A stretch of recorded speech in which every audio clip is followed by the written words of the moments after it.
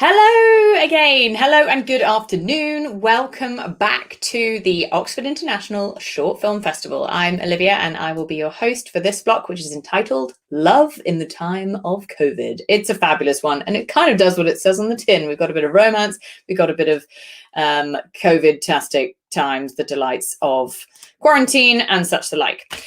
So this block has got 4 films and they run at 83 minutes in total. So that's going to take us to 23 minutes past 5 our time. And then do stick around because we're going to have a little Q&A with the filmmakers afterwards. A couple of them have been able to join us, which is really exciting. So we can have a bit of a conversation about their films. If you just want comments, basically. So any questions, fire them in and we will pass them on. Do get involved and send anything over that you're interested to ask. Without further ado, let's roll the films. This is Love in the Time of COVID.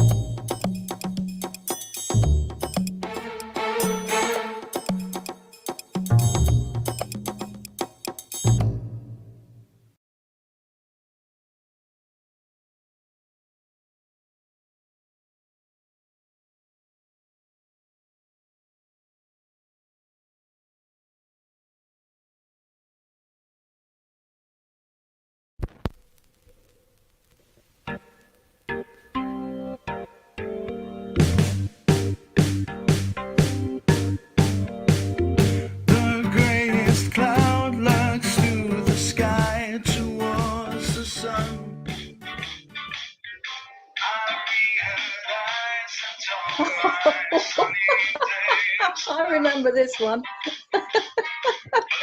Oh, stop prancing around, you silly sod. Hey. There's a time when you'd have paid good money to see them moves. Oh, well, now I'd rather pay you to stop.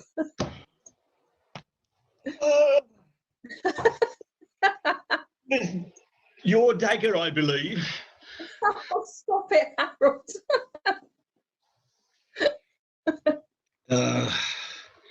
I've missed that laugh. Nice to see you still smiling, love. I've hardly got the energy to be miserable, darling. Happy anniversary, love. Happy anniversary. Just wish I wasn't having it in here. Yeah. I want to come and see you, Doc. Oh, Harold, no, you know you can't come here. Anyway, who'd look after Elvis? But it's just that I can't just sit around Oh, and... Harold, I'll be home before you know it. Look, you just carry on looking after yourself. You look after Elvis, and they'll look after me. Be over before you know. Where's your dinner? I've eaten it. Oh, yeah. What did you have then? You know, just some bits and pieces. Harold, we've been married for 33 years. I know when you're telling porkies. I'm just not hungry, love, honestly. Just got no appetite. Anyway, what crap are they feeding you there?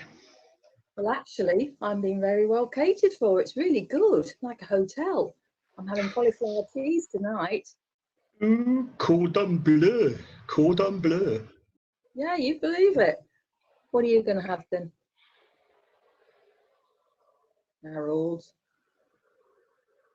Oh, just do yourself some toast or something.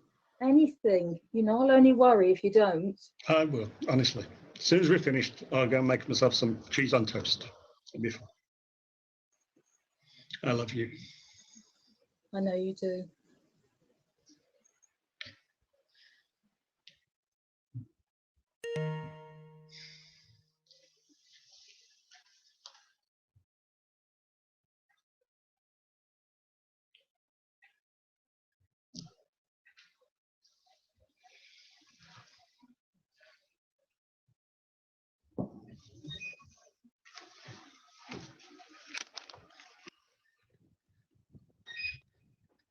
I'm coming, I'm coming.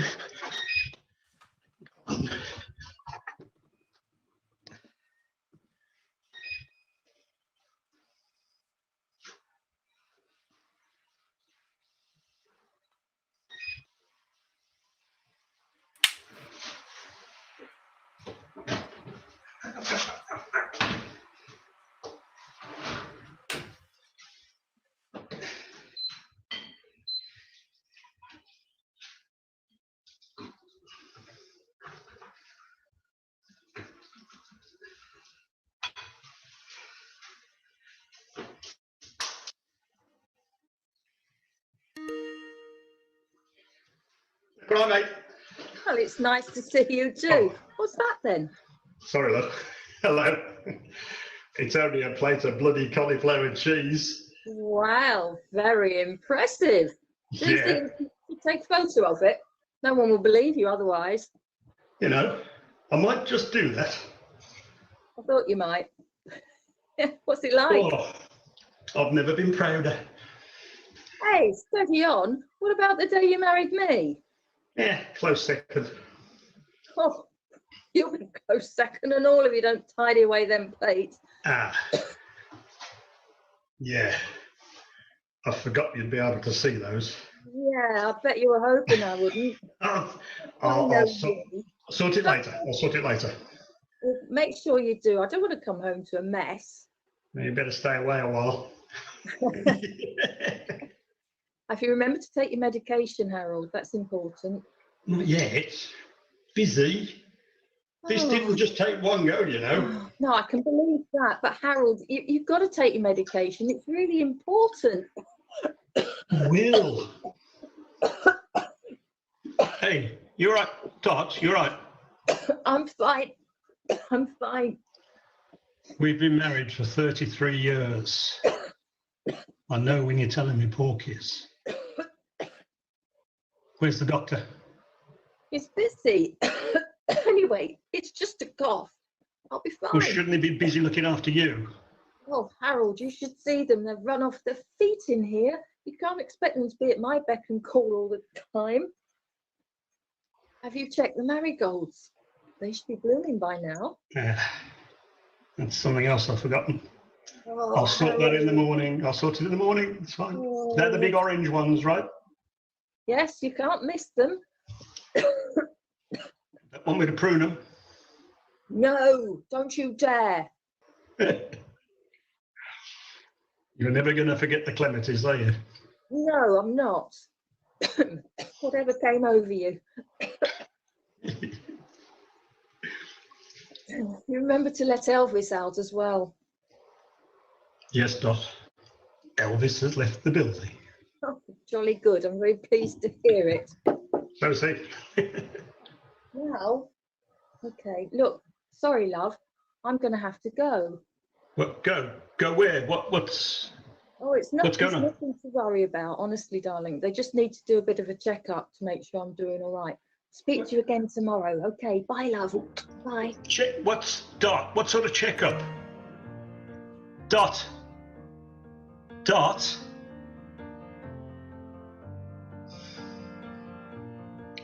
I love you.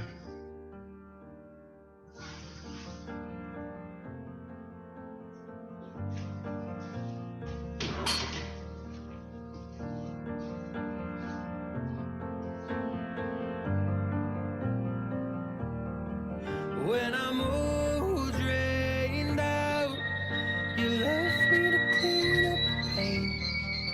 How do you feel now that I'm lost and I'm caught in the rain?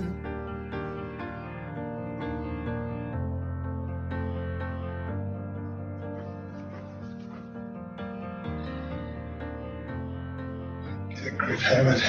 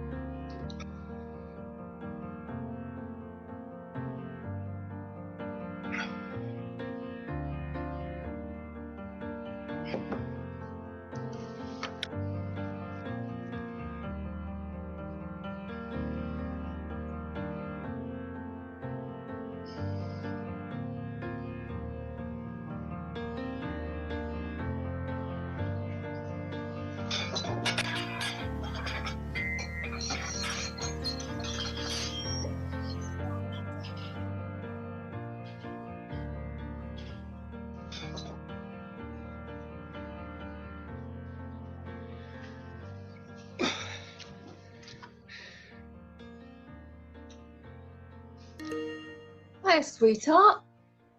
You okay? Bloody hell, Dot, I've been worried sick about you. How did the checkup go? Oh, it was fine. Just waiting for the results from the doctors now. I'm sure everything's okay anyway. Did you see that thing on the news? You're going to have to be a little bit more specific than that, Dot. Oh, you know, Harold, the thing. I'll send it to you on your email. You'll send it where?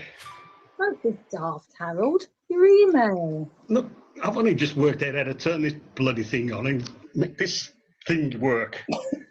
Right, let me think about this. You have to go into the top right-hand corner. Top right.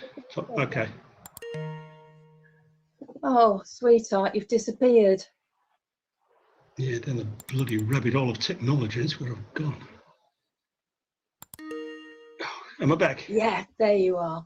Right, now then, you go down the bottom left-hand corner and type in Bottom left. Make your mind up. the other left. Yeah, the other left. Type in emails. You got it? Give me a chance. I'm not a bloody wizard. Hey, what's all this about hot singles dying to meet me in my area? Hey, Steady on. I'm not dead yet, you know. Oh, got it. Oh, the stockpiling stuff. What the hell do people need with hundreds of toilet rolls? I know, it's ridiculous, isn't it? I can't understand it. You've got enough left, though, haven't you? No, ran out days ago. Resorted to the wet wipes in the cupboard. I've never been cleaner down there. Oh, Harold, don't be so crude. Oh. Sorry, Harold. Afraid I'm going to have to go again. You know, the doctors in here just can't get enough of me. All right, Doc. I love you. I know you do, you big softy.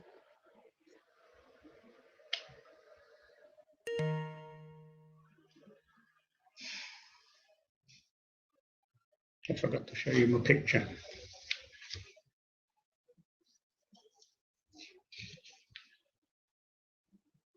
I'll make you one when you come home.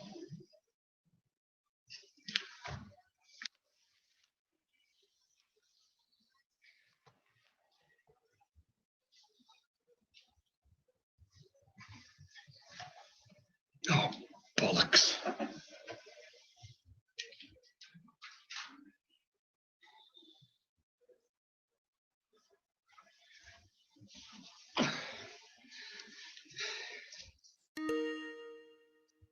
Oh, God, Dot, what have they done to you?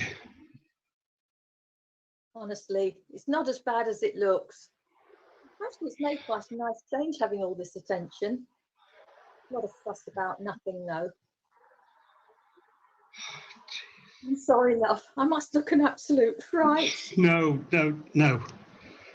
You look as gorgeous as the day I fell in love with you.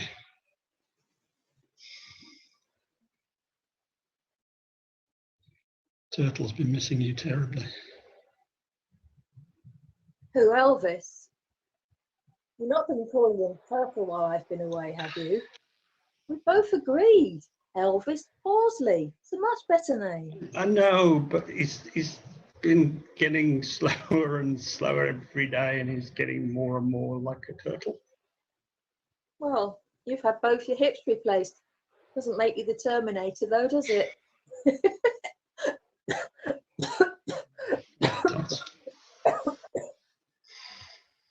I want you to call him by his proper name from now on. Okay. His full name? Yes, his full name. I'm worried about you, darling. Oh, I'd be more worried about yourself if I were you. Those marigolds been blooming. I'm serious, Dot. So am I, Harold. Those plants are to be taken very seriously. I'm only pestering you because you're the one that managed to kill a cactus. Oh, grief, woman. That was nearly 20 years ago. You're still going on about that. Anyway, he had it coming. He was a prick.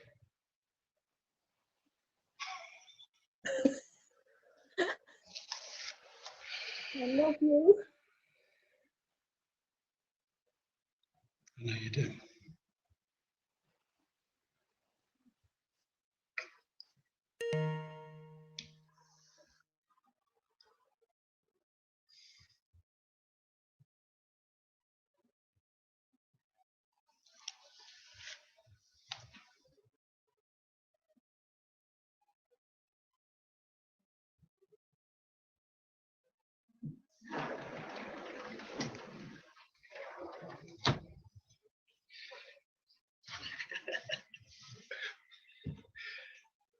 Let's get this thing connected.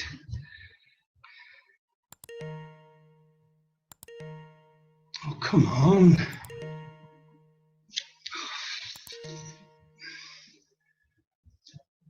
Put this in the water.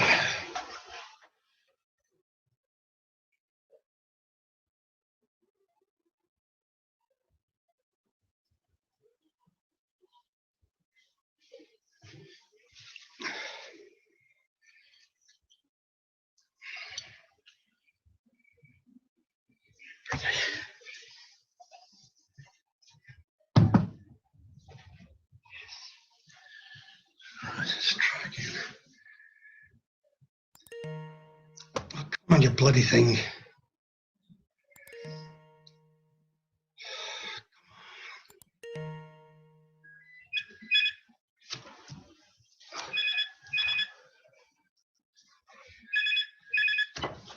God, Dot, you've been bloody worried there for a minute. This is Dr. Anderson from St. Barnabas Hospice. Is this Harold? Speaking. It's about your wife, Dot. Oh, God. She's coming home.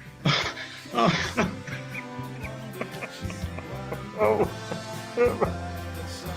Thank you.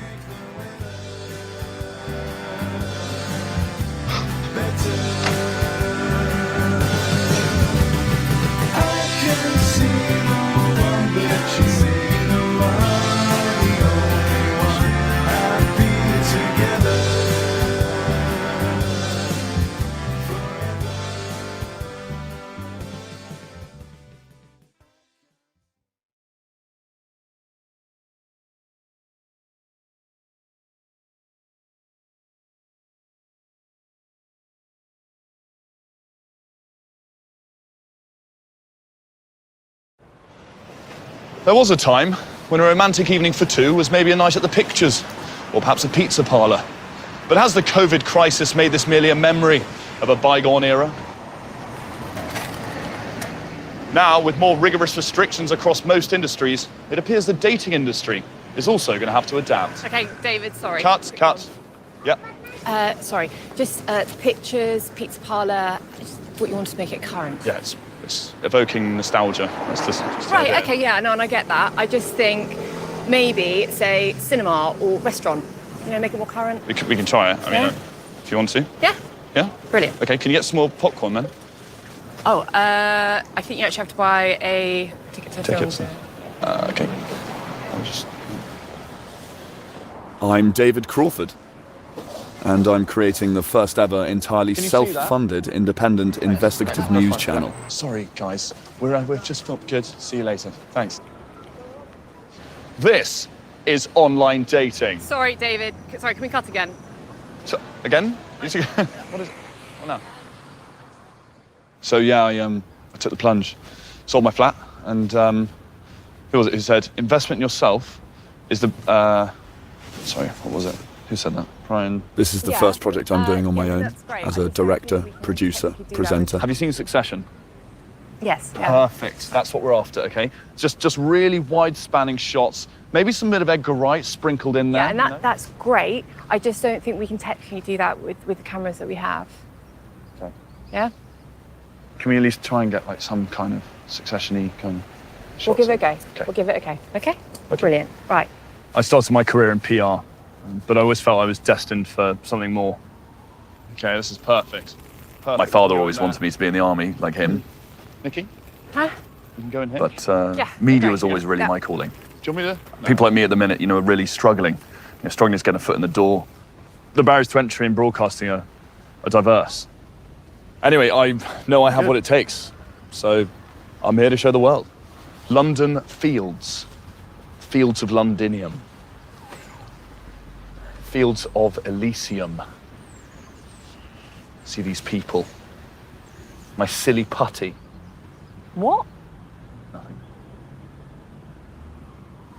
The arena. So you just want to interview any couple, yeah? Yeah. I want to look them in the whites of their eyes and just find out if they met online. Anyway, the day before the whole lockdown fiasco, I quit my job to kickstart my media career, which was lucky because everyone got furloughed, which would have been so boring, Old people, apparently they still date. Sorry.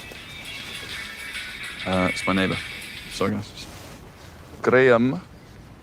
Told you the electrician was coming. What? So you're not there to let him in? I told you this is the only time this month he can do.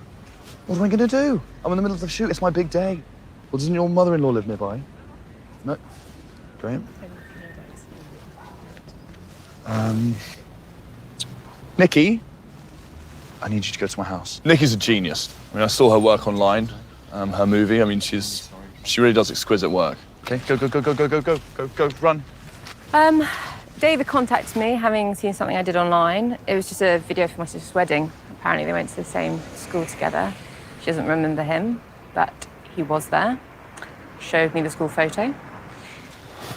Sorry about that. Nikki's had to go back. She's forgotten some notes, which is a bit of a disaster.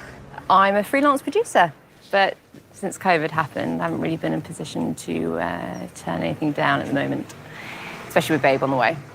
But it beats sitting at home watching shit like this, really.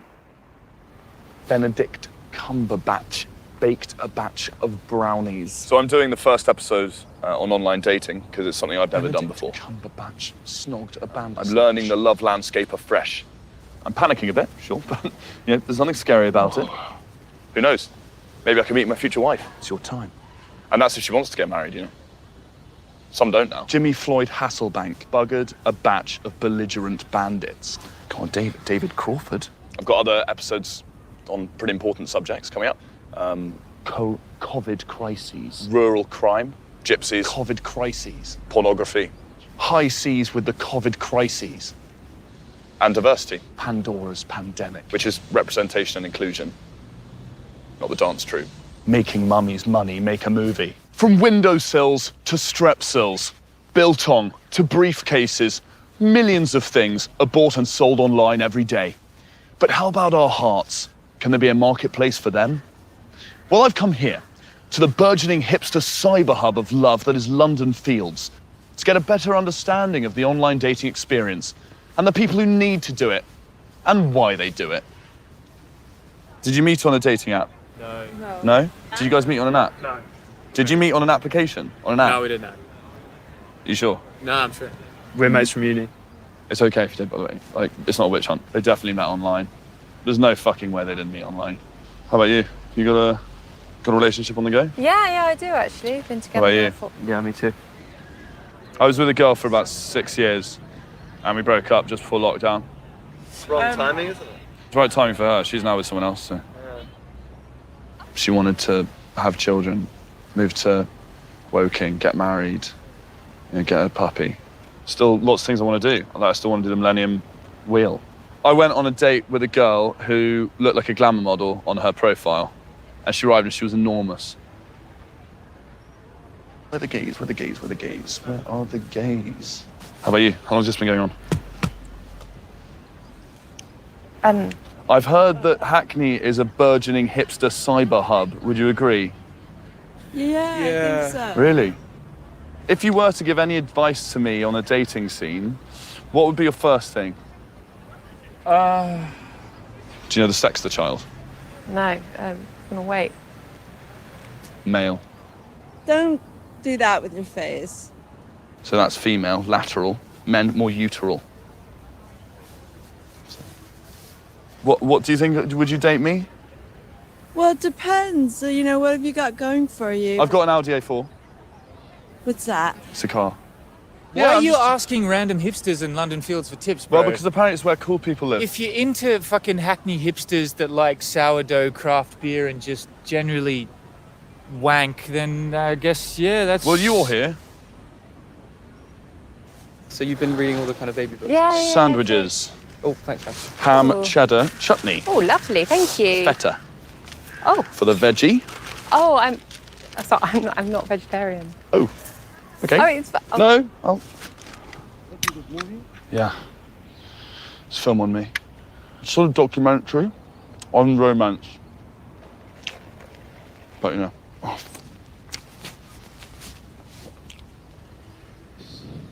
Guys. Got a bit of mayo. I need to borrow your shirt. What happened? Spillage. Okay. No, I don't think it's gonna. I think it's a little. Yeah, I'm not sure. It's the colour. It's just not feeling. It's the first project I've been on in a few months. Yeah, definitely the Nikki? first one with the... Mickey. Sorry. This microphone is stuck. Oh, wow. Okay, right. Stop. Okay, No, hang on, wait. Okay, I can do it. I need your help. Yeah, no, but... On a scale of 1 and 10, where am I for you? 6. I'll go with a 5. I mean, as like, you know, sex appeal, handsomeness. I'll give you a 5 as well. 5. I'll go for a 5 as well. 5. Okay. Fucking cunts, nerds, fucking nerds. Fucking techie geeks. Fine, no return. That's bullshit. One night to be confused, one night to speed up truth. Well, it seems that love has had the last laugh for these limber little latte sippers. But how will I get on in this violently disposable method of selection? Well, you can experiment. I mean, people. So you can change my name? Well, not completely, but. I'm visiting Rachel New, a dating coach who's agreed to help shed some light on the ins and outs of online dating. I seem to remember a time when it was generally acknowledged as being a bit sad to do online dating. Yeah. Is it now cool? Yeah, I think so. I mean, especially in the last few months, everything's online, isn't it? Right. You know, why would you not use that for dating? Are there any pitfalls to using these apps? There's nothing worse than going on a date and finding that the person looks completely different from how you were expecting. Do you then take the whole date to recover from? You're just thinking. In shell shock, like, Yeah, oh, exactly. So then you she's can't so focus much bigger on than her anything else. photos. It's better to look better in real life, so they get a pleasant surprise when they meet you. Yeah, even though you would get less desirable targets. What would you rate my face? What do you think? Well, I would say probably 9, 8, 8.5. Yeah, it's good, yeah. Glad that you've got, you know, high self-esteem and good body image. It's Well, I great to know. hear. Do you know what I do? So do you think I should maybe knock off a couple off that, make it a high 6, low 7? Definitely a 7, at least a 7. Thank you. After finally getting a realistic rating from Rachel, who's an expert, I felt it was time to dig a little deeper and get her feedback on my dating profile. Selfies often distort the face. Do you think that's distorting? Yeah, it's good to have pictures in context. I did do other ones in context. I just thought they'd want a full frontal. Yeah, but I would get someone else to take it. I'm roughly 30. You're roughly 30. Well, I'm 31. Okay. Would 21 be too young? I would probably advise maybe 7 years either side of your age. 7 years, Yeah. okay. So for me, that would be Quick bit of maths. 24 24, to 38. 38. So I could feasibly date a woman who's 38. Oh. And then the questions, oh, that's a fun one. If I could eat only one meal for the rest of my life, a 3-bird roast. 3-bird roast. Why did you pick that? Well, I like eating poultry. Okay. What other key elements do you think people want to know about you? I think, you know, sort of traditional evolutionary theory would say, you know, car, house, money, job, status tick. would be good. But these days, I think people are a bit more cynical about those things and they're looking for authenticity. They're looking to whether they can trust you, whether you come across as warm, are you emotionally intelligent? Sometimes people like to have a pet. I could get a pet. But that's quite a drastic length to go to find a new partner. Yeah, I mean, there are lots out there who are needing homes. And then I've got broadcast journalist at me. Okay. And then... So you've got quite a casual outfit on there. Yeah. What are you trying to say? I think I was trying to say I'm a comfort man. A comfort man. So you think? Interesting. A man of comfort. It became clear that my photos needed an overhaul. So we got to work, getting some snaps that would make my profile catnip for any women between the ages of 21 and 32. And pretend you're laughing at a joke. That's good. Yeah, keep going, keep laughing. Once we'd got some photos done that were utterly irresistible, Yeah. Hold your stomach in a bit. Rachel sent me on my way to go out into the dating world with renewed confidence and conquer.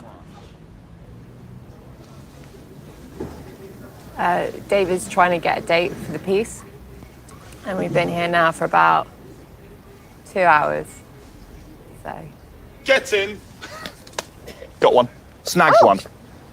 Yep, we're meeting her at the pizza parlour in 20 minutes. 20 minutes? 20 minutes, yeah. Let's wrap it up. Let's go. Okay. Nikki. So I'm here at the rendezvous spot, at the pizza parlour.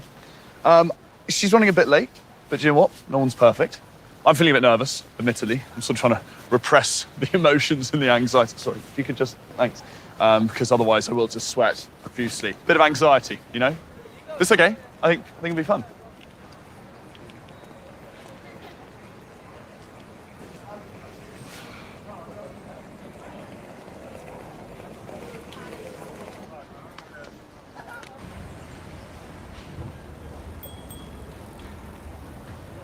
Right, Nikki. I'm gonna call it. I think she's not coming. No. I think it's a scam. Must be. So that's what it is. Yeah. And that's the top line. So, let's wrap it up. Shall we? Yep. While there are many people forging loving bonds online during this strange time, sadly, there are some online anarchists who just want to watch the world burn. I have been subject to a form of online abuse called a ghost sting. David, just ghosting. Ghosting? Mm-hmm. Okay. Yep. Right, ready? I have been subject to a form of online abuse called a ghosting. Sadly, it seems that online dating is rife with con artists, hate merchants, and saddos. I'm afraid that's the top line from me. David Crawford, Now Time TV, London. Yeah. Okay. Yeah, I guess so, Dave. I was saying that was okay. Are you okay? I'm fine. Yeah. Do you want to grab a beer or something? Oh, I can't. I'm meeting Tina. Who? My girlfriend. Tina, okay. How'd you meet Tina? On an app, actually. Grinder? No. No, another one. Wish I'd have known that. We could use you today. Didn't get many gays. Well, you didn't ask any single-sex couples, so... How'd you know they're not just friends? Yeah, well, if you ask them, then you'll know. Okay. Okay. Thanks, Em. No problem. Oh, Dave, what are we doing with all this? I'll leave it. I'll take it. Okay. All right. Okay. Well done. Thanks. Well done, Dave. Bye-bye. Bye.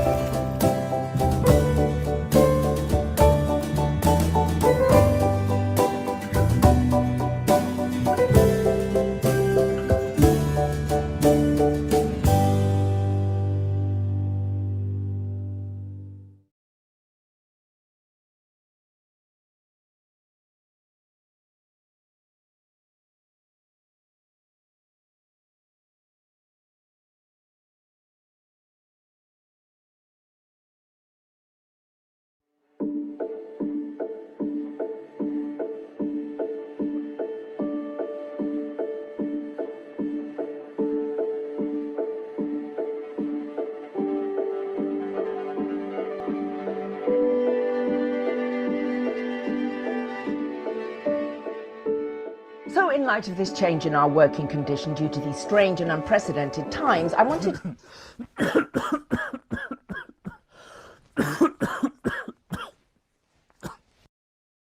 As I was saying, in light of these strange and unprecedented times... unprecedented times, I was... My bad. Please, continue. I wanted to make sure that we... Toby, you are clearly unwell. Negative. The toaster doesn't get sick. So then you have a problem with me? I'm sorry? Do you? You've interrupted me several times, so either you are sick or you're actively being insubordinate. No, I would never dream Don't come for me, Toby. No. I've nothing but respect for you, Louise. You're a strong, independent... Let me tell you something, Toby. All my life, I had to fight. I had to fight my daddy, I had to fight my uncles, I had to fight my brother. A girl child ain't safe in a family of men's. I had no idea. But I ain't never thought I had to fight in my own house. Isn't that from The Colour Purple? Yeah. I'm just fucking with you, Toblerone. You know you're my favourite. But according to the anonymous complaint Karen made to HR, I have a cavalier attitude to staff illness. So you are officially, Toby, now on wellness leave. May I suggest you use this time to revisit the diversity training? Mark and Kayla, take the lead on Lennox. Don't worry, Tobinator. You'll be back. No, look, this is a joke. I'm absolutely...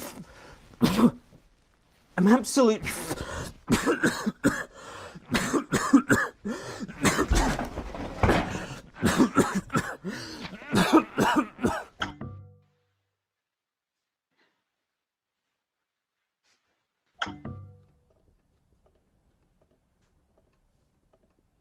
Yeah, looking forward to working with you too. Yeah, that's right. I'm the lead on Lennox. I mean, I guess it's a big deal, but I'm just pleased I'm able to support the firm during these strange and unprecedented times. All my life, I had to fight. I had to fight my colleagues. I had to fight my supervisors. I had to fight senior management. A black woman ain't safe in a firm led by white men, sis. Maybe I should start by fighting some of this mess.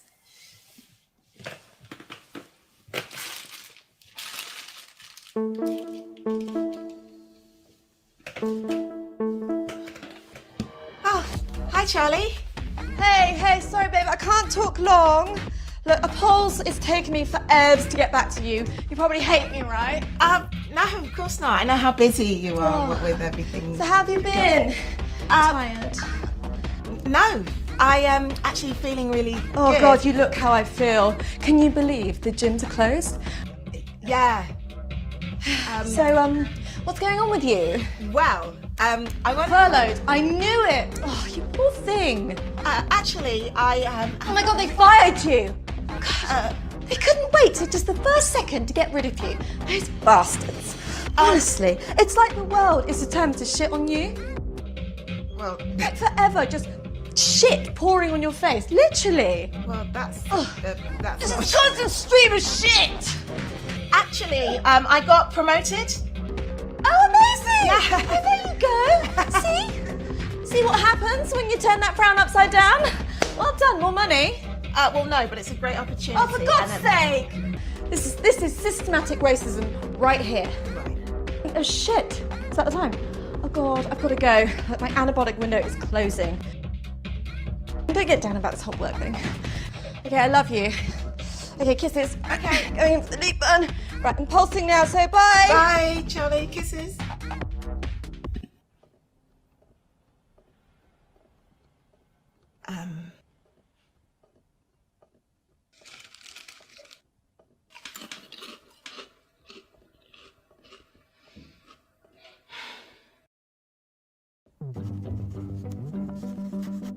So I suggest we do our screen time check-in at 5 o'clock. That way we can update on our daily progress.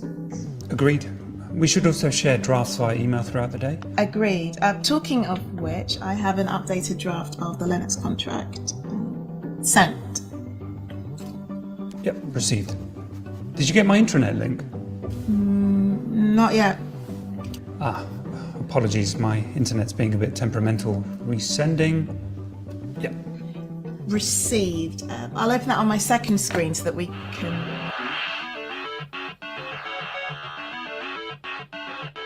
I think that was the wrong link. I think so, yes. Yeah, please delete that. I'll resend the right one now. My system is frozen. You're joking. It's just playing on loop.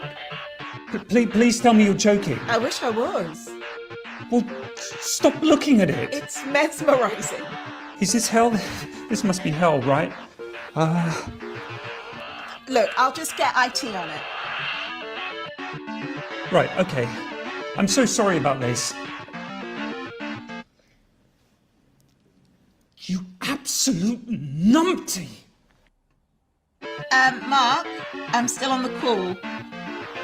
We can just continue tomorrow. Right, okay, great, thanks.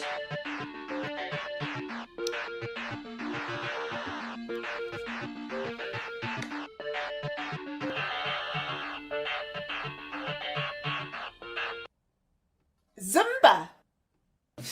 Since when do you do Zumba? Since I tried aquarobics in the bath and caused a minor tsunami. Right. It's important to keep fit. Right. Did you see the meme I sent you? Meme, and yes, I did. It's just ridiculous. All these people protesting. And for what? Mum, literally every right we have today is down to people protesting. The civil rights, the suffragettes, the end of slavery. What would I know? I suppose I'm just a silly old woman. A pandemic is no excuse for you to become a fatty bum batty. I'm allowed to have an opinion. And I'm allowed to have a crisp. I'm living through a freaking pandemic and my freaking people are being freaking killed and all you care about is freaking Zumba. Kayla, watch your language. I said frick. Yes, but I know what you meant. Mum, I didn't... No, it's fine. I'll just keep my opinions to myself. I'm not asking you to. I'm sorry, I'm glad you're having fun at Zumba. Well, thank you, darling. I am having fun. I've always been a social butterfly. And you, well, you have your plants. I socialise. I know you do, darling. I'm just saying I'm jealous. This lockdown has been a real struggle for me. I need people, I need friends and fun. You, well... I have friends. I know you do, sweetheart. I'm fun. Of course, dear. I am. Don't get yourself upset, darling. I'm not... Mum, I have to go. Really? Yeah, work thing. Okay, well,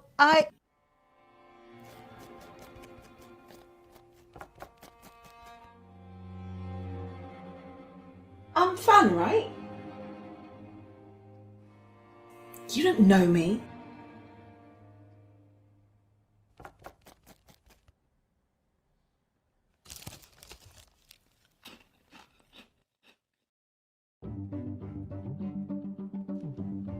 Because we don't know how long the pandemic's going to last, I think our best option is to... Are you okay? I mean, you seem a bit distracted. No, It was for my niece. I'm sorry? No, I'm sorry. Look, it's just... She's not very well. My niece, she's only 5 and is finding self-isolating difficult. I see. I understand seeing your colleague dressed as a twerking bunny rabbit might be distasteful, but it wasn't my intention to cause offence or to appropriate your culture. My culture? I just think that if you're going to make a complaint, you should know all the facts. Who said anything about a complaint? I was actually quite impressed. You've got moves, Mark. Really? You think so? Oh. Thanks. Thank you. Oh, and just so you know, I've checked with the WhatsApp group for all black people, and we've decided to give you a pass on the culturally appropriated twerk. Well, that's good news. Yeah. Wait, you people also have a WhatsApp group? You people? So, I was talking about our options. In terms of a realistic timeline, I think So how do you do it? You know, the bunny thing. How do you... Twerk? No, what software do you... Oh, well, there's this app. Yeah. But you have to be invited to join. I see. Would you like me to invite you? I'm sorry. Of course you don't want to join. I'm sorry. Forget I said that, okay? I mean, it might be fun as a social experiment.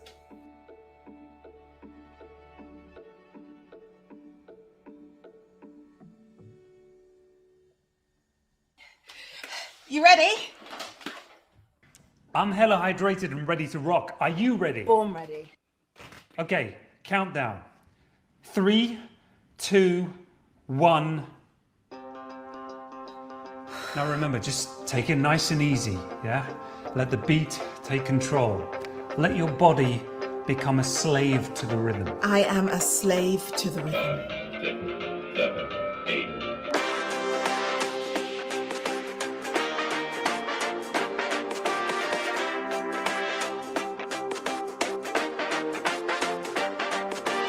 Yes! Woo! Yeah, I feel so alive. Okay, another round? Bring it on. Countdown. 3, 2, 1.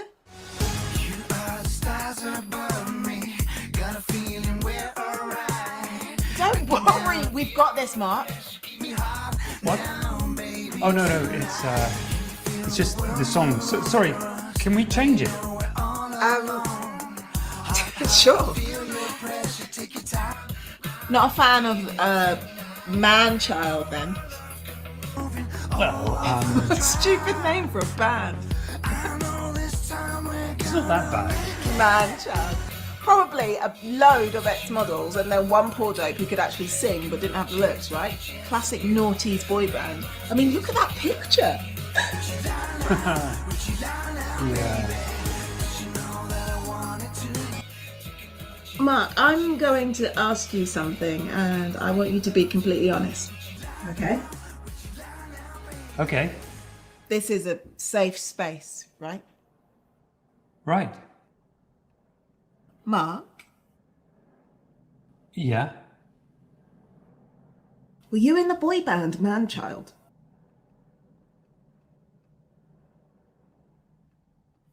Look, I was young and I loved singing and performing and I thought I was going to be famous. No freaking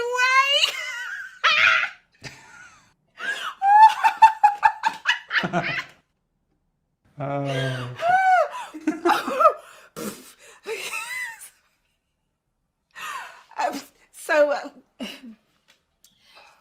So what happened? Well, the usual. There was a lot of hype. We had one big hit and people just lost interest. Even our feud with the Benga Boys didn't really help. That's awful. Okay, yeah. Laugh it up, Chuckles. So embarrassing. Why does this keep happening to me? Okay. Your turn. My turn? Embarrassing secret, go. I can't think of anything. I'm quite boring, really, so. Oh, okay, well, it doesn't have to be embarrassing, but maybe something that nobody at work knows about you.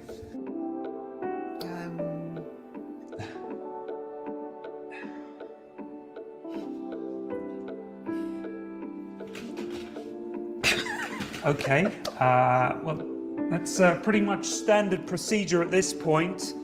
Yeah, must try harder.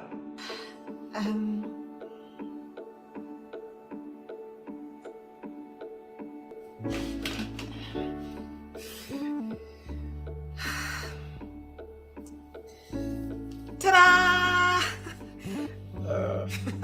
Wow! The word shooketh springs to mind. So, what is your actual hair like? Why don't I show you over dinner? I can't believe you asked him out. I'm so impressed. Thanks. Seriously, who even are you? Yeah, queen should live in her best life. Yeah, but can we talk about sugar for a second? Because, like, who says that anymore? So true, classic millennial. Well, I think he meant it ironically. I hope so. Oh my god, that's incredible. Also, I think technically we're millennials as well. Anyway, back to the date. I'm literally gagging. Oh, and that's a good thing. Very good. How are you feeling, babe? Yeah, I mean, I'm excited, a little nervous. Hey, don't worry. We're not going to let you fuck it up, okay? Thanks. So what are you going to wear? I wish I could lend you something of mine, but it's all sample sizes. Designer. Ooh, so annoying. Yeah, that's too bad. So, I've got a few options to show you. It's my first date in Forever. a while, so I want to feel comfortable. That makes sense. Yeah. Oh, fuck comfortable. Yeah, comfortable's a guaranteed route to the friend zone. I'm thinking slutty. What's new? Rude? I mean, it's true, but rude. So, slutty? Well, no, I don't Definitely. But classy. Classy, slutty. Yeah, you don't want to give him too much of the pie on the first date. No pie. Well, he can sniff the pie, but don't let him eat it. Exactly. I'm not sure I'm following. Yeah, me either. I think wear the red dress. Oh yes, I love that for you. Yeah, you have to wear the red dress. Now, which wig are you gonna wear? He said he wanted to see what my natural hair looked like. I'm sure that's what he said he wanted, but I'm not sure he's ready for what lies beneath. Yeah, I don't think that's a thing. I love that curly wig you have. Yeah, you have to wear Lashonda. Lashonda yes! with the red dress. Ghetto superstar realness. Oh no. Yeah, sorry. My internet's actually being a bit...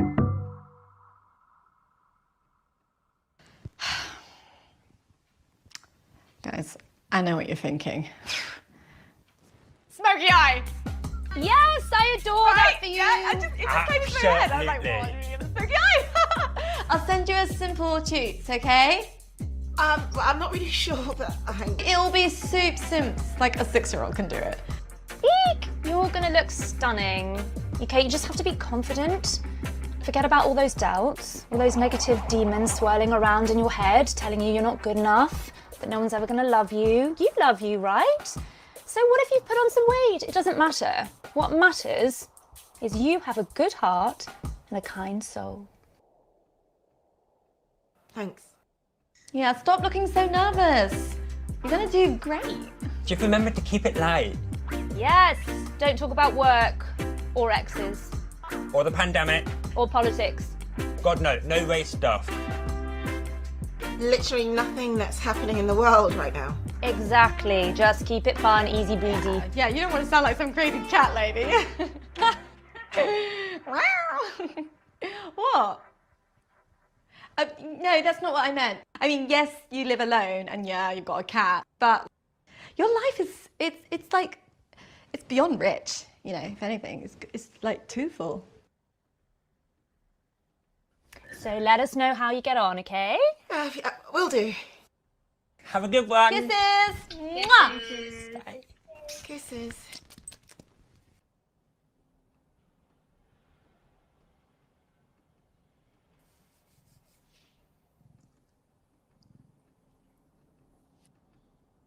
Yes, yes. That's it. And blend. And blend. And voila. That is a perfect smoky eye. I'm seeing gorgeous. I'm seeing strength. I'm seeing power. The final step to this complete look is to look in the mirror and give yourself some love. I want you to give yourself a compliment. What makes you strong? What makes you powerful? What makes you amazing? I want you to say it out loud after 3. 3, 2, 1. I'm pretty good at spreadsheets. That is gorgeous. Yes, round of applause for you, my love. Round of applause for you. Amazing work. I'm proud of you. I've been Vinegar Strokes. Now get out there and slay it.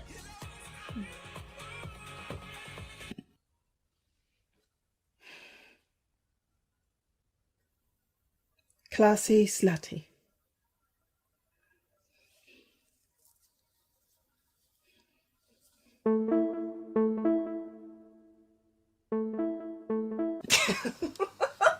Wow! You look amazing! Yeah, it's nice to have an excuse to get all dolled up. Yeah. Yeah, look, I know you've got to go, so I won't keep you. I just wanted to say, You okay? no, not really, hon. Just with everything that's been going on at the moment,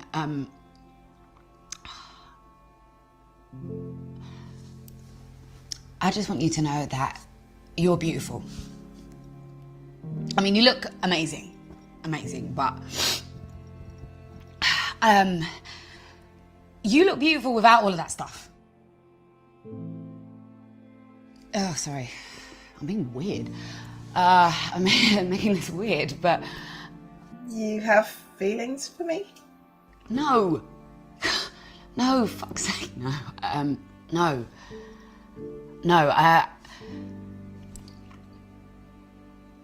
I'm just saying that you matter. To me. We matter. I got annoyed earlier because those guys just...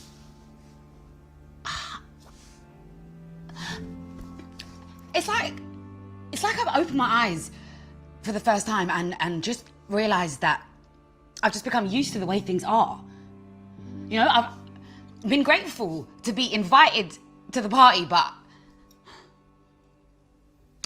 I've only just realised that all this time, no one's been asking me to dance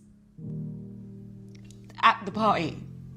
Ugh, I'm not making any sense. No, I get it. I think. Okay, yeah, what I'm saying is our voices are valid. Our beauty is no, fuck it. Our beauty is fucking transcendent. Right. Okay? Okay. Okay? I just really hope that you know that and you feel that. Because there's so much around us that tells us that we are. Yeah. But now it really feels like things are starting to... Yeah. Yeah. Feels like things are finally changing, shifting. And I don't know how I'm supposed to feel. Grateful, angry, overwhelmed. It's overwhelming. Look, I just want you to know that I love you. Yeah? You're amazing. So you do have feelings for me then? Fuck you.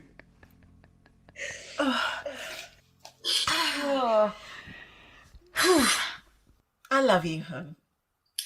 Thanks for that. God, now that I have thoroughly depressed you, go get him, Tiger. Thanks, lovely. Love you.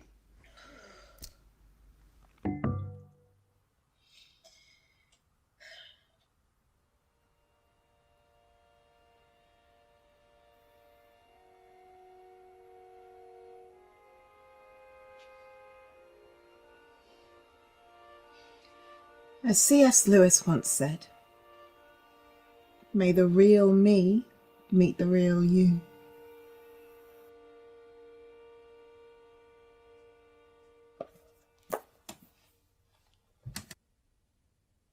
now we drain the pasta. Okay, draining. And now we're ready to plate up. Plating up. This looks amazing. You look amazing. I've never made anything like this before, so thank you. Thank you. You were an excellent student. Bon appetit. Merci, mon amour.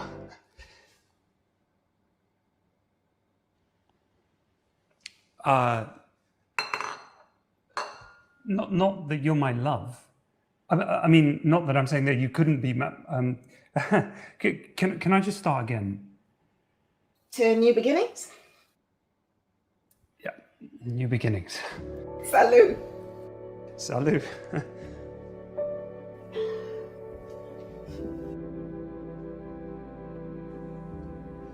Yeah, so it turns out that he had a tortoise. So that was an interesting night.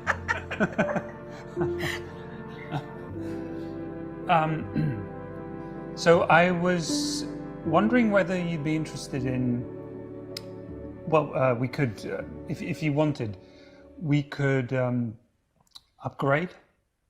Upgrade? The virtual meeting package.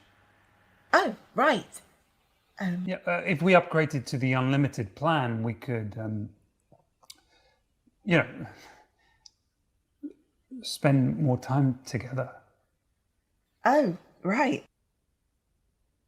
Yeah. I'd like that. Okay, cool. It's good news.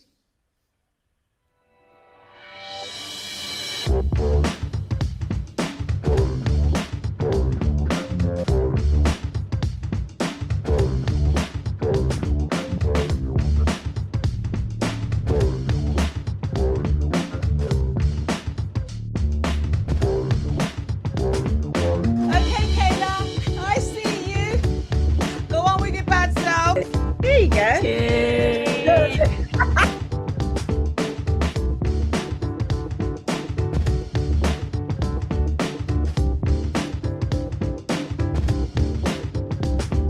Yeah, click on that link.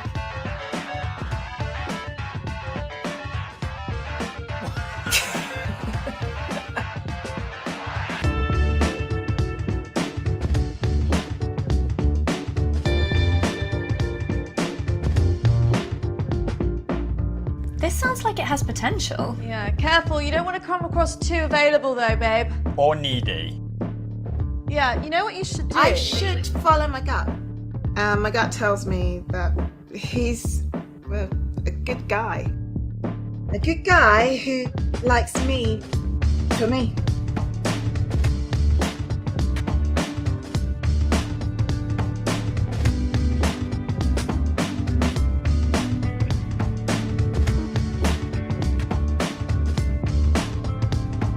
Okay, press play on 4. Okie doke.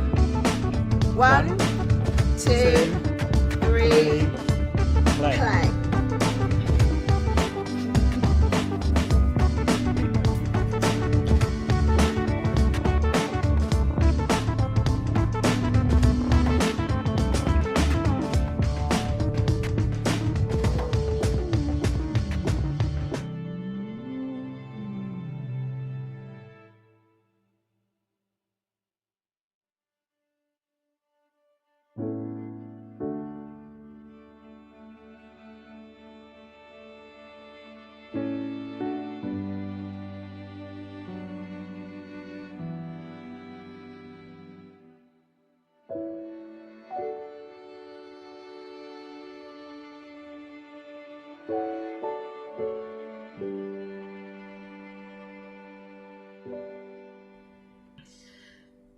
So, last night. Yeah, so much fun, right? Fun, yeah. Actually, no. It felt. Agreed. I've never done anything like that before, especially not on Whoosh. Actually, I wanted to ask you if... Namaste, bitches! Toby! Yeah, the Toblerone is back. Ready to get balls deep into Linux. So, hit me up with an update, fools. Okay, well, I'll send you the updated draft of the Linux folder. Received. Yeah, and I'll talk you through the current financials. Great.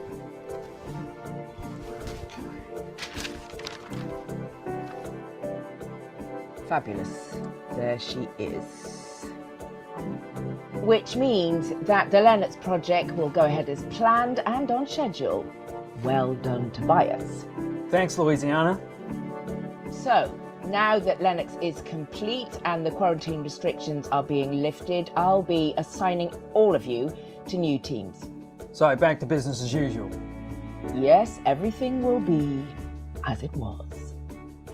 Oh, Toby or not to be, ping me over those files now, will you? Pinging over. Goody, goody. Great. Okay, that's great.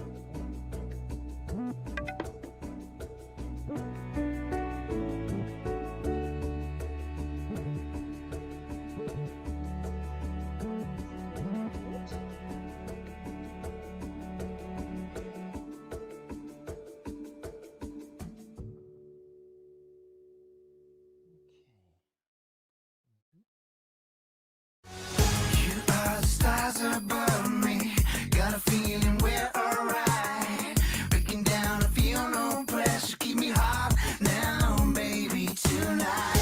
Can you feel the world move under us? Now you know we're all alone. Hot, hot, I feel your pressure, take your time, I feel it tonight. I know our love can move in overdrive. I know this time we're gonna make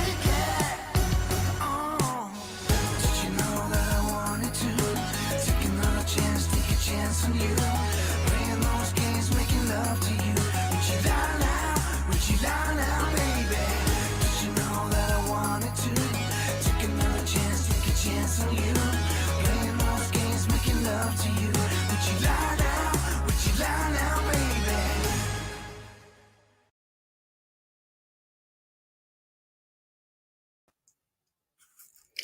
Hello, welcome back in after an absolute feast of 83 minutes or whatever it was. That was so much fun. What an amazing block. I think there's something to be said for the quality of comedy that has come out of something so bleak and so dark, and how actually there's been a real sense of connection and authenticity and just wonderful storytelling that have come out of filmmaking under extreme conditions. Amazing, absolutely loved it. So and I hope you did too.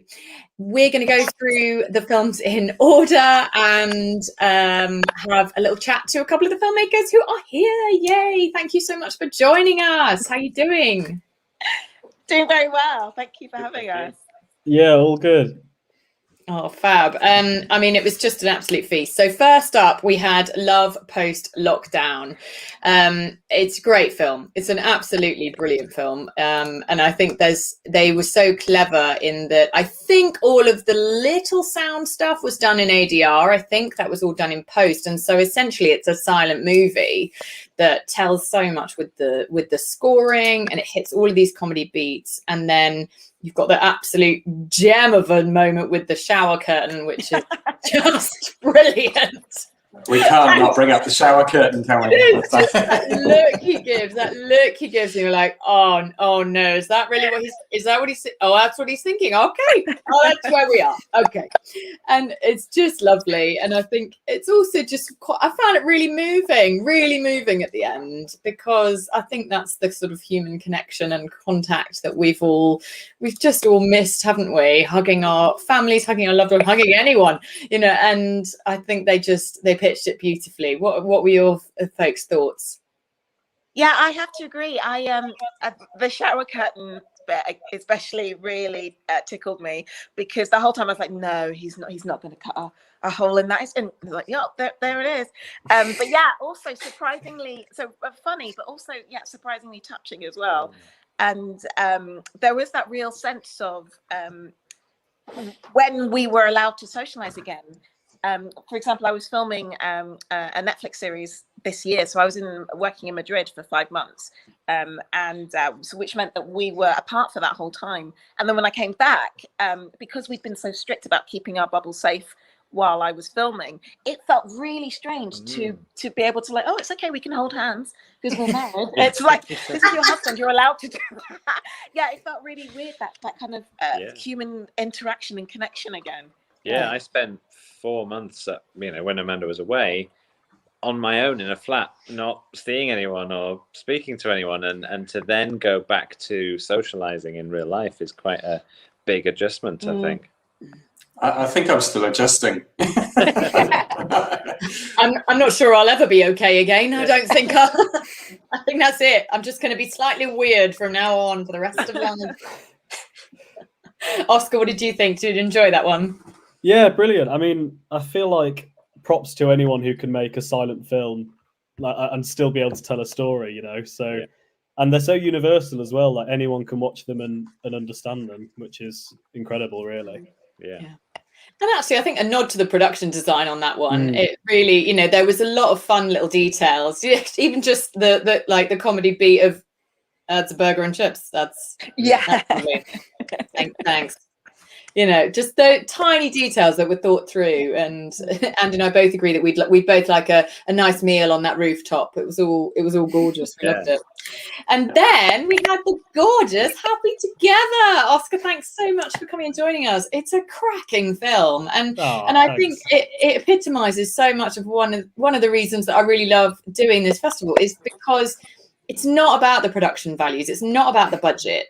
It's about the characters and the performances and the storytelling, and I find that film so moving. And it's all in the performances, and the moment, particularly at the end, where you think it's going to go the other way. I'm getting emotional to talk about it. Like when you think it's going to go the other way, and she comes home, and I just think it's so. Now that we're hopefully coming out the other end of it, it's really powerful to rewatch it. Seen it a few times now, and it does do so much. Let's go back. How did it all begin? Where did it come from?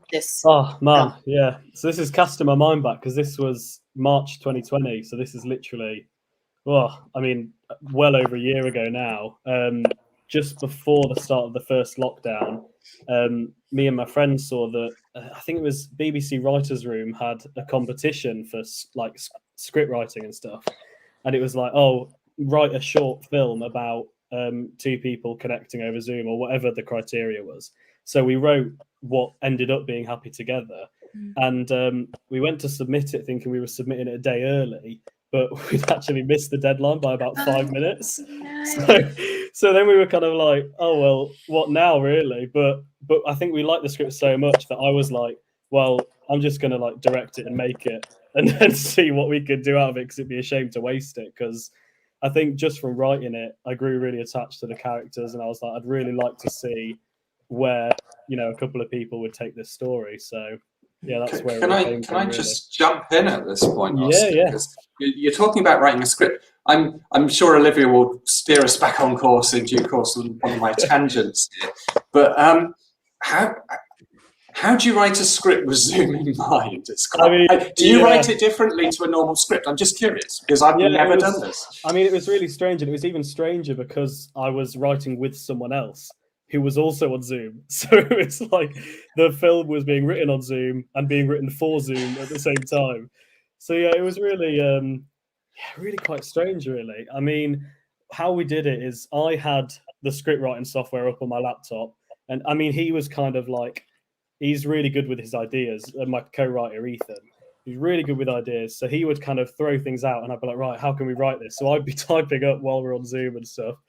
But yeah, writing for Zoom is we kind of wanted the script to be like a rough guide for the actors. And I think I even said to them, I was like, don't learn your lines, just like learn what you're talking about and stuff, and just speak to each other. because I just didn't want it to. I wanted it to have that realistic. This is a couple who miss each other very much, talking on Zoom, basically, like that sort of feel, and what sort of things would they catch up with each other about and things like that. So yeah, very different writing for Zoom, and especially because we were writing not knowing where it was going to be set. Like, we knew it was going to be two houses, but it was obviously the actors' actual houses. So it was writing for people that we hadn't cast yet, for locations that we didn't know yet. So I think the script really had to be able to change every second. And even once I cast the actors, I then did like a rewrite just to make sure that it really fit each of them and fit their locations, basically.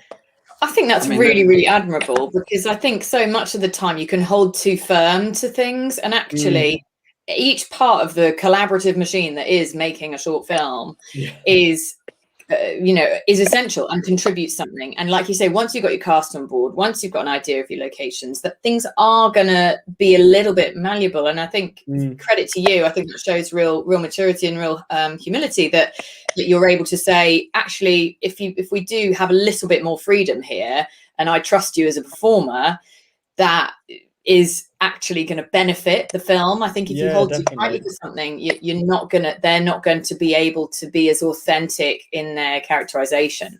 Yeah, totally. And quite a bit. There's a couple of bits in the film that are just the actors' tangents. Like they would go off every so often just about something, and I'll be like, yeah, okay. I mean, let's see where this goes. And yeah, some of it ended up in the film because that was often where like the best acting was those moments of just honesty. I was going to pick up on that, actually, because there's a lot of lovely little moments in there. Just so many, and they've got such heart, and it's so low. I just love the lo-fi approach, but with these tiny little character moments, or just human moments, making 2 cups of tea out of habit as well. I mean, some of this was obviously in the script, and some of this was obviously, what was just happening when the webcam was left on. I think it's a lovely balance between the two as well. So you handled that particularly well. And I think recording on Zoom kind of like lent into that as well, because I don't even think I stopped recording. I think it was like, right, we're going to sit down for like 3 hours or whatever it was, like each day. And we were like, let's just record and get through this scene.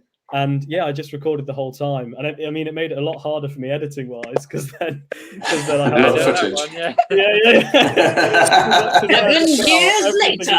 Like, as soon as I saw my webcam pop on, I was like, right, this is getting cut. And it was just, it was quite. Like I say, I'm sure you'll appreciate that as well. On Zoom, I mean, it's easy to get carried away with the shoot, isn't it? From a technical point of view, what did you do? So did you test in terms of the quality of their webcam? Did you literally record it on Zoom? Did you have to change some settings? How did you go about that? When I was auditioning people for it, I had to Zoom call them naturally, and whether they knew it or not, I was like testing. Okay, how good's their internet? What's their webcam like, and stuff like that. But yeah, I mean, the actors that I ended up choosing, I mean, they just I couldn't have not picked them. So it was kind of like all the technical stuff and what webcams they had and all that. I kind of just was like, well, that's what the characters would have. I was like, because the there was quite a big technical hurdle I had to get over, because Julie, who played Dot, she only had her phone, so the whole thing for her was just filmed on her phone. But her phone would only do it wasn't like a 16:9 ratio, it was like 4:3 or whatever it is. It was like cropped. So I then was like, either I crop her and then it looks a bit strange, or I crop Jeff, who played Harold, and then it looks a bit odd, or I crop the entire film to be in that aspect ratio, which is what I ended up doing. And I felt like that was quite a big decision to make, but I was also like, that will add something in itself, I think, to the film. So that's what I ended up doing. But yeah, that was quite a big technical challenge that I kind of only had a handful of options to solve. Because I think that's been a real journey for actors over this past couple of year or so. Is that there are apps that turn it into 16:9 or pro settings and things like that. But in order to work them, it's actually really complicated. It's not necessarily user friendly. And if you're not a DP, if you've not got that background and suddenly you're expected to also be able to do that in your own home to record yourself as an actor, and then what you risk there is that so much of your brain is worrying about, am I shooting it right? That you're not focusing on your performance, and then you're going to miss out on what actually matters. So I think, you know, hats off to you really for being brave and going, you know what, actually, let's just do it as we can. We'll worry about the rest. You know, we'll make it work in the composite, in the post, and focus on the story. I think it's absolutely fantastic. Really, really well done. I just wanted to ask you a little bit about the choice at the end. Did it ever go another way? Oh man, yeah, it did. So I think that's kind of what sold it. We wrote the rest of the script for, and it sounds terrible in hindsight because I don't think I could have made this film, but we wrote the whole script expecting it to end badly. Right. Because we were like, oh yeah, that'll be really hard hitting, and I don't know what we were thinking now, because we wanted a film that was going to uplift people, and that ending just wouldn't have. But yeah, so the rest of the film was written like, yeah, this is going to go badly, which I think made it even better when it didn't, because then we literally hadn't written anything that would make you think that she survives, which sounds dreadful, but it kind of worked. So yeah, it absolutely works, because you get us, you really, really get us, and we're totally with him and just devastated. And then it's that uplifting moment, which I think, like you say, is exactly what we needed. What's next for you? Is it leading to something else? What's the plan? So, I mean, I was writing a couple of things after Happy Together, and I was like, I could make these, but in the end, I've applied to film school in London Film Academy, and I ended up getting in. So I'll be doing a 2-year. Thank you, oh, you guys. I'll be doing a 2-year filmmaking undergraduate there, starting in September. So yeah, massive congrats! That's fantastic. Oh, please keep in touch and let us know how you get on. Send stuff over. I mean, I'll be honest, I had no idea that you hadn't gone to film school, that you were essentially, it's a student film, you know. Yeah, exactly. I mean, it's really accomplished. It's really accomplished, and I think it shows a real sensitivity to the nuance of character performances, and I think that's really a lot of the time what directors sometimes struggle with. You know? So there's a lot of directors who are all the bells and whistles and not necessarily about the performance and the character. So I think I'm really excited for where this goes for you. Let's open it up. Any other questions for Oscar? No questions for me, just a comment. And that as we were watching the film, I was saying to Steve, I was like, are they improvising? Just because the dialogue felt like it was so snappy back and forth between them, and they were but it felt very natural. And I was like, maybe, is this improvised? So it's great to hear that there was a script, but you gave them the freedom to kind of hit these key notes, but play around with it. I think that really worked for that film. It made it feel very relatable and natural for these characters. Thank you. Yeah, it was kind of a lot of the time directing was spent on trying to get that balance right. I think it was probably like maybe 70% script, 30% improvised, and I think that was kind of about the right place for it to still have a story and still have a bit of an arc, but feel naturalistic. Yeah. So, and Zoom as well. There's a lot of people cutting each other off and interjecting and things like that. Like this. Just about to say, but that led to it perfectly. That was a great segue. So I basically said to them, I was like, look, if you talk over each other, that's fine. Like, just see where it takes you. And yeah, that was it really. Sorry, what were you going to say? I totally cut you off. I was just going to ask, how long did you spend recording? You know, how long did you spend sort of running through it over and over? I think it was because the film was split up into like 5 scenes, which was like 5 different Zoom calls between them, and each scene was a set of filming, so it would have been no more than 5 separate days of like 3 or 4 hours a day. But yeah, that was it really. Can I actually ask you a question regarding that? Just in terms of were your actors actually starting to feel a bit of scene fatigue, like we all were by the end of? Because that sounds like quite a long call to me, and I probably emotionally I'd be like, ugh. Yeah.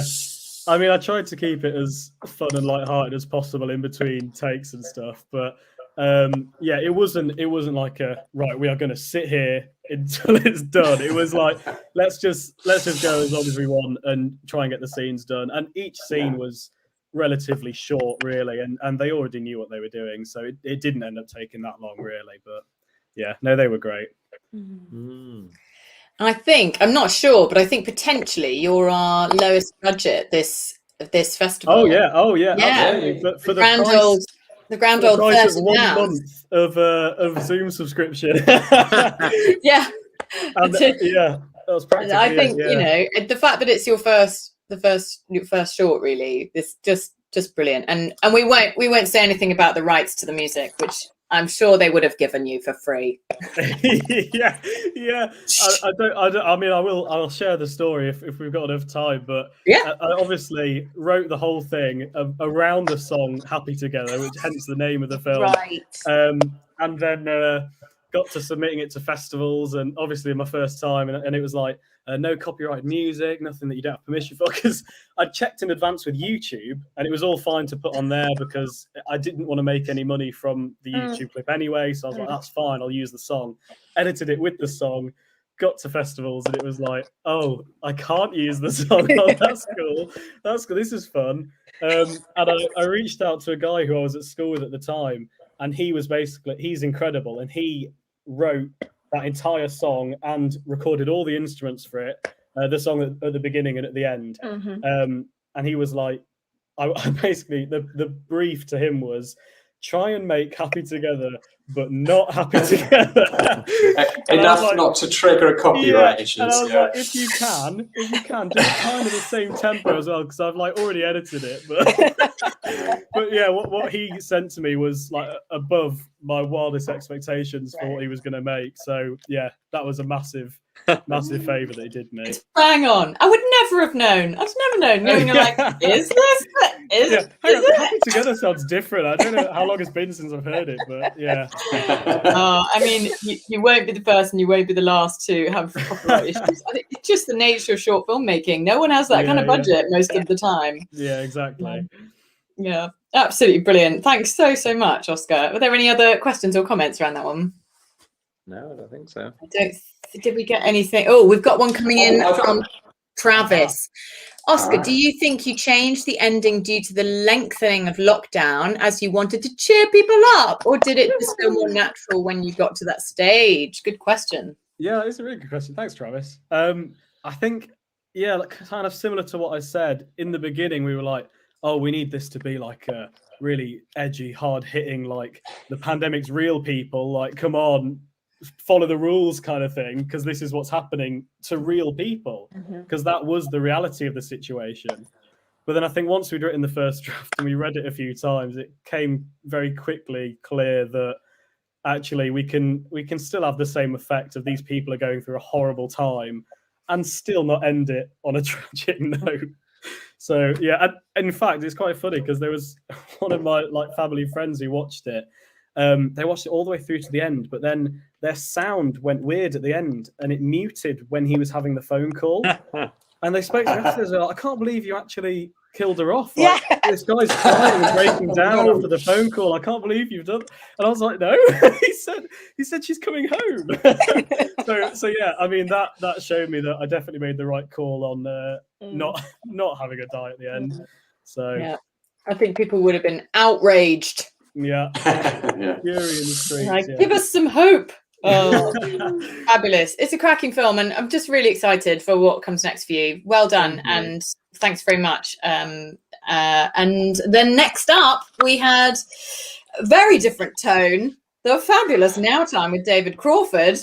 He's a monster. He's a monster. I love it. I think they're so clever with this because they make him so likable in that he is awful and yet they do make us really feel for him in moments, like his just his idiocy, like with the 3-bird roast, and you're like, oh wow, nothing Okay. And and so you do that. Those moments get our sympathy in a way that is still playing to the comedy, but it's building our relationship with him and our likability of him, because he really doesn't. He's just so clueless and so wonderfully sort of naive about it all.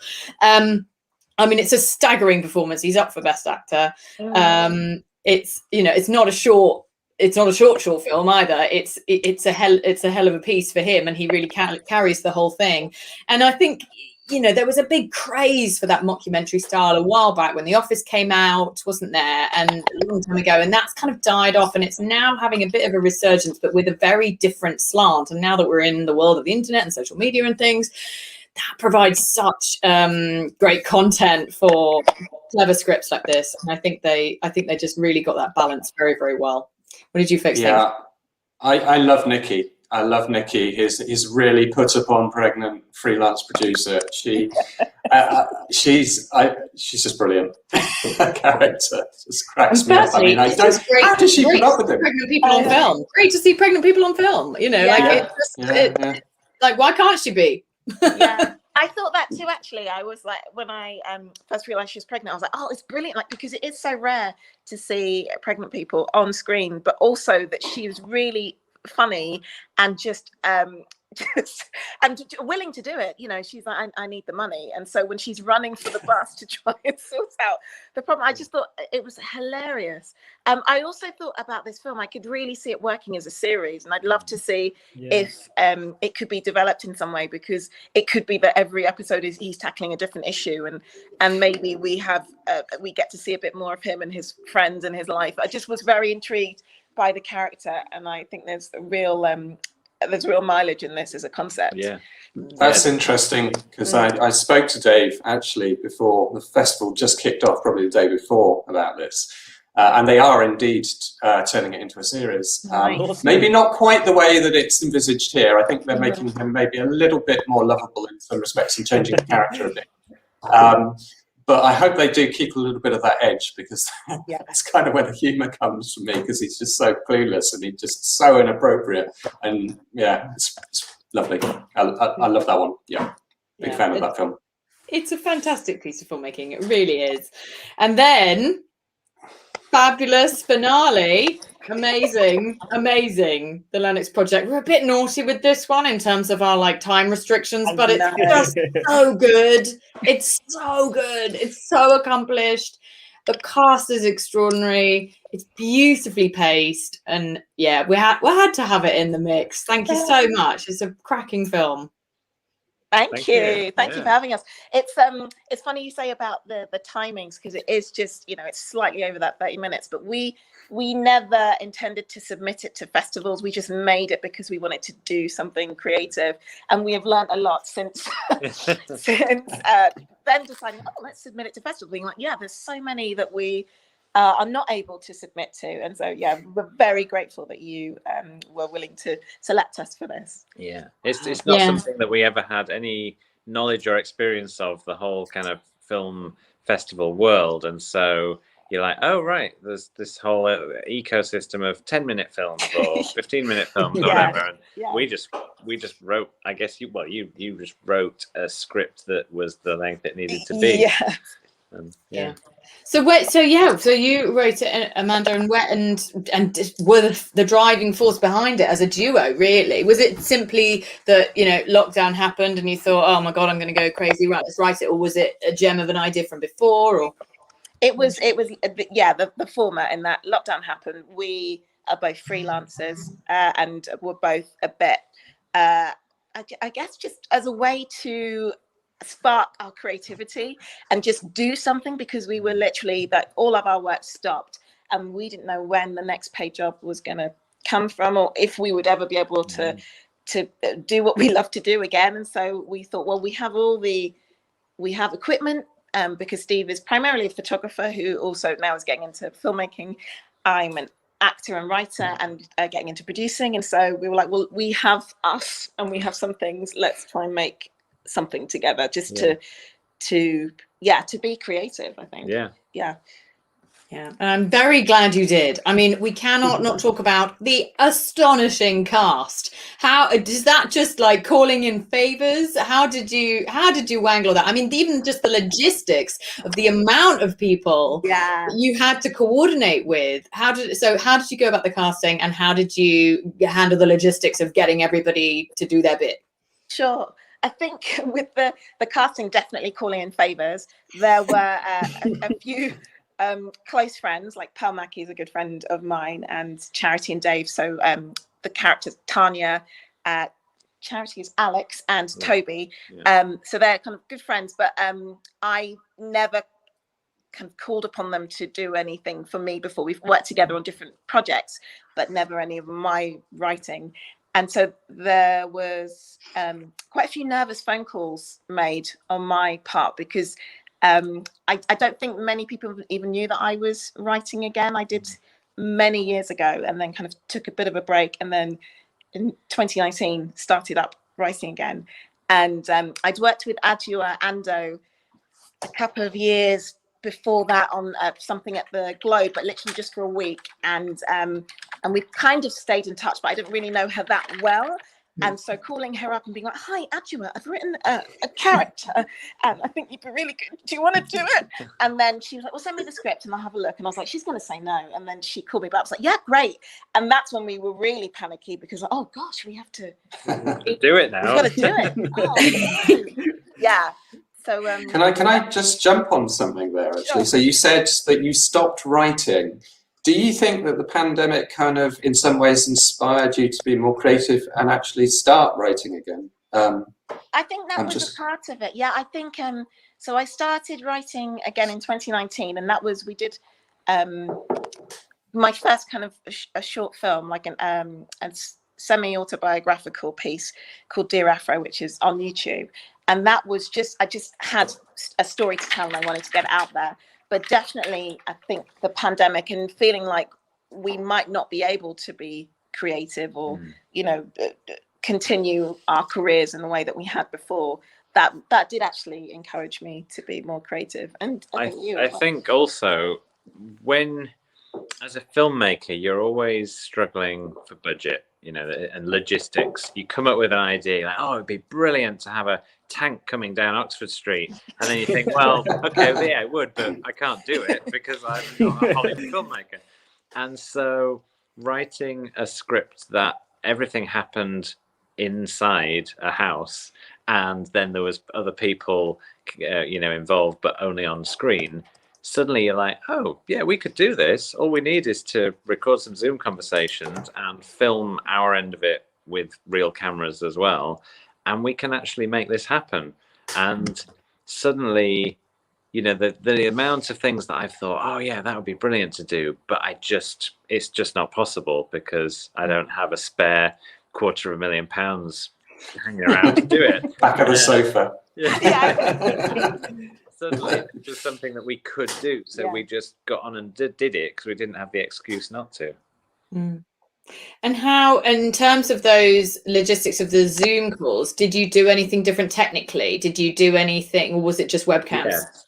We had we had the actual webcams, but then we got these little microphones that the lapel mics, but on with a box that records but it's very easy. You just literally press a button, it starts recording, press a button and it stops. And we sent those out to all the actors so that we knew that even if the visuals were a bit, grainy and Zoom-like, at least the audio would be good, because I think that's almost more important. So they all had mics, and with some people we also sent them just like a little LED panel light to give a little bit more light to them, because I wanted personally to make sure that it wasn't just a lo-fi Zoom thing. I for myself, I wanted to make it a little bit more cinematic, and so I wanted to film our end of it, and I also wanted other people's end to look as good as possible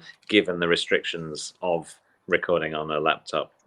Yeah, and you really achieve that. It does. It looks exactly that. It is very cinematic, actually, and I think it wouldn't look out of place broadcast on telly or whatever as it is. You know, I think it's really just incredible high quality and production values. And obviously then you've done the compositing to put it into not Zoom. Did you do that yourself? How was it in post, putting it all together? How was it in post? Brilliant. What was really fun was when the big conversations. I think there's like 5 people. Five people in the biggest conversation. So you then have 5 Zoom recordings which people have sent to you. Plus we recorded Amanda on 2 cameras for all of the things at her end. Then we also had all of the separate soundtracks for all of those people, which they'd sent from all their microphones.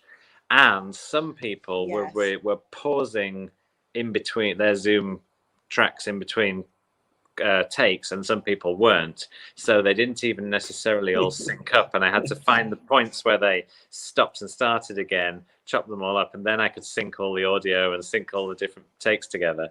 And so it was usually for each scene I'd spend about 2 days getting it all synced together, and then editing, and then about an hour editing it. Did you get them to do claps or anything? I mean, it's fine. You don't even just the audio. The speech is good enough to sync the audio, but it was the kind of the fact of some people pausing the recordings and stuff that really screwed me over. I don't. I'll just put my hand up and say I was one of those people. I didn't. I don't want to put a downer on this, but there's a package that does this for you, and you can do it. It would have taken probably 10 seconds. Great. Called Pluralize. Called Pluralize. Next time, that's a great one. If you make another lockdown short, Are we there's a tip. pushing for sponsorship here? Sponsors? Yeah. Hello. Yeah. Definitely. Great. Well, I'm aware of time. I don't want to keep you too long, but I just wanted to talk briefly about the performances and about the emotional journey, because I mean it's an absolute tour de force of a performance from you and from Amit, and you really just take us on such a journey of the relationship. How was that? And also, I suppose, added on to that is your relationship shifting from it being your script and your baby that you've written to, right, I need to put my actor hat on now, and I'm going to chart this character, and I'm going to work out how this is going to play out from a performance point of view. Sure.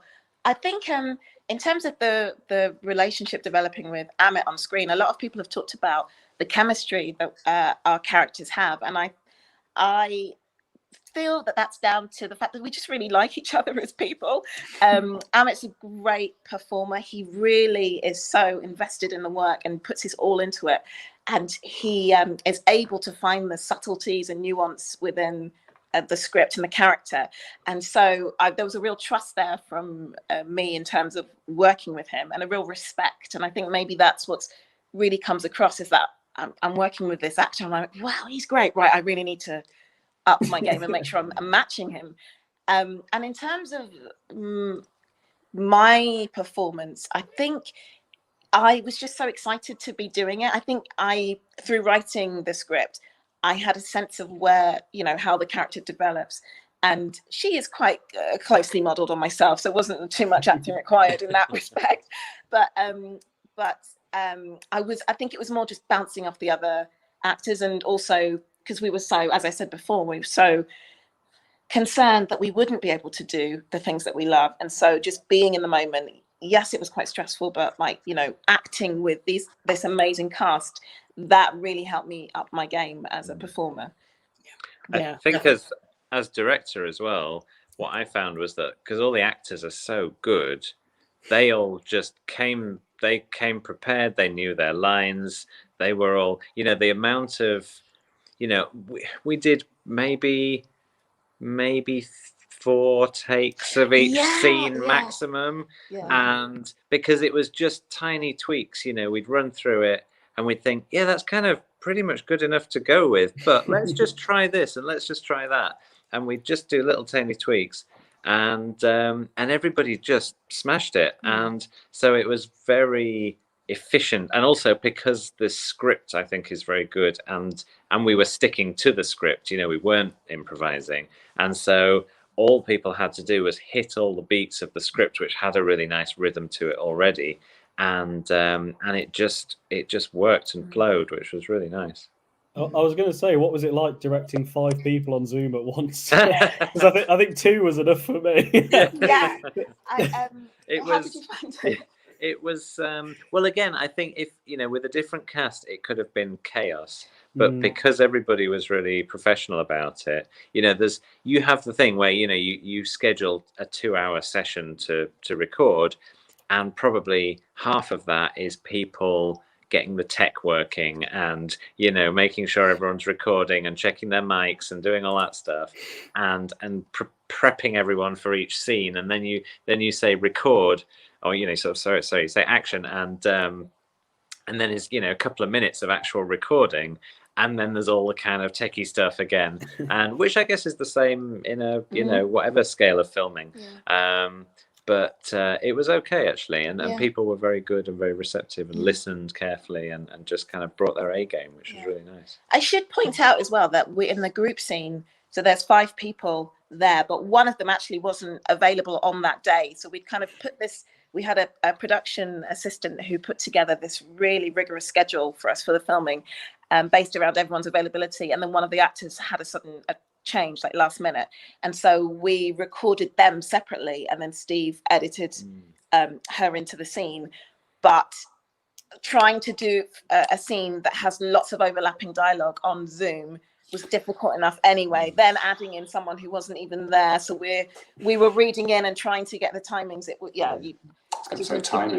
Props for the timing. And comedy timing is everything. I mean, thank God you had your second camera, because then you can always cut away to the wider view.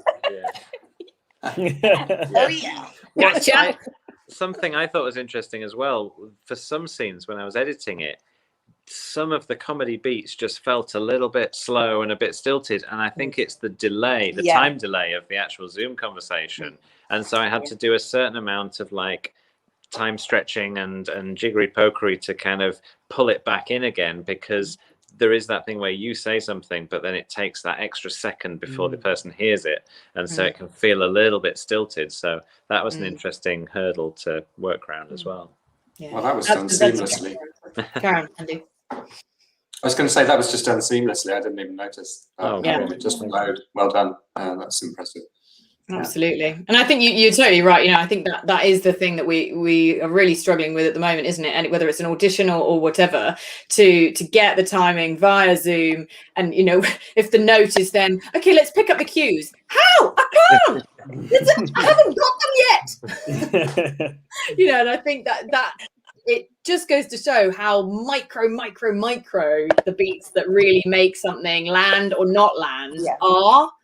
And it really is that's the mastery of it, isn't it? In terms of whether it's from a direction point of view or from a performance point of view, that sensitivity to tiny micro moments. It's absolutely fantastic. Oscar, did you have any other questions for them?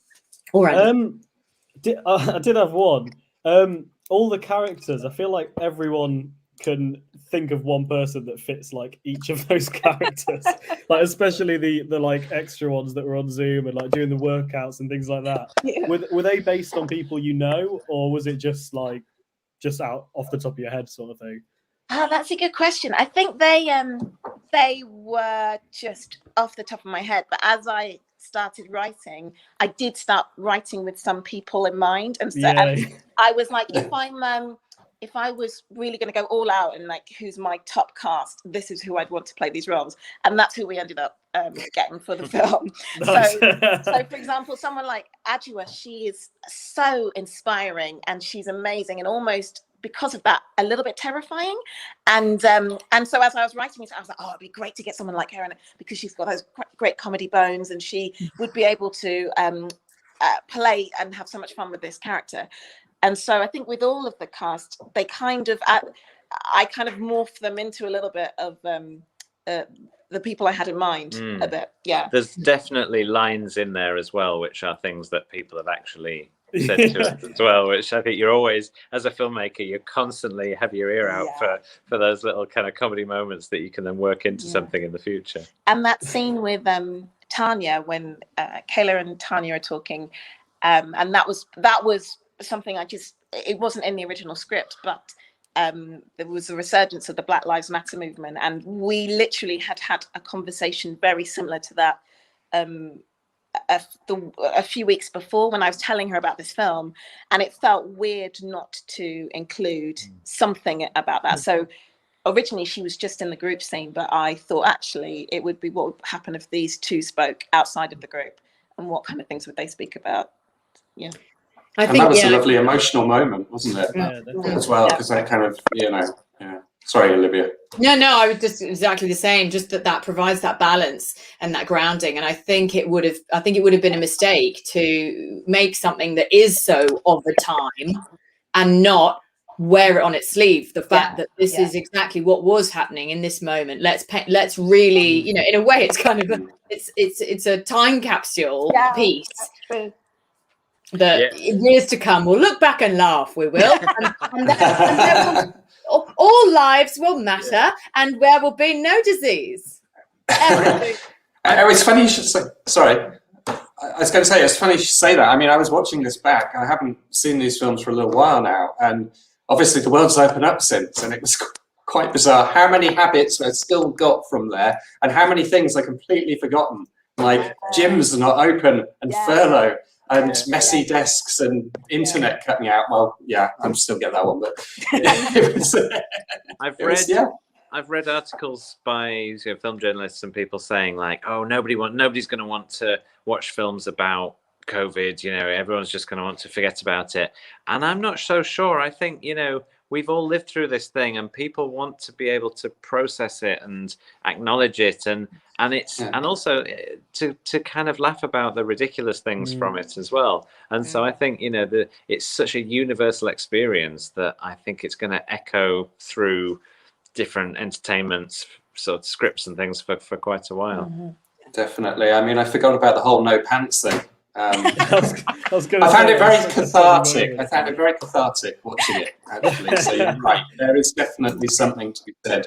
I like this, watching it back, because it's bringing back what a strange time it was, and now how I feel about it. So thank you very much.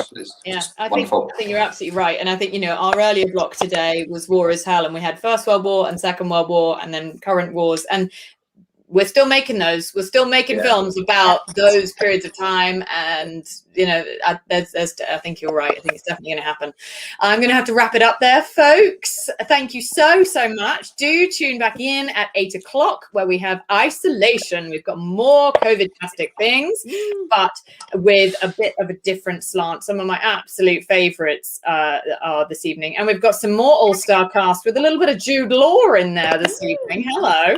I know, just drop him in this festival. Oh, hello. And we've got a load of amazing ones later, including lots of award nominees. So do check it out. Do tune in. And thank you very, very much to our fabulous filmmakers for a wonderful Q&A. Over and out. Bye. Bye. Take care.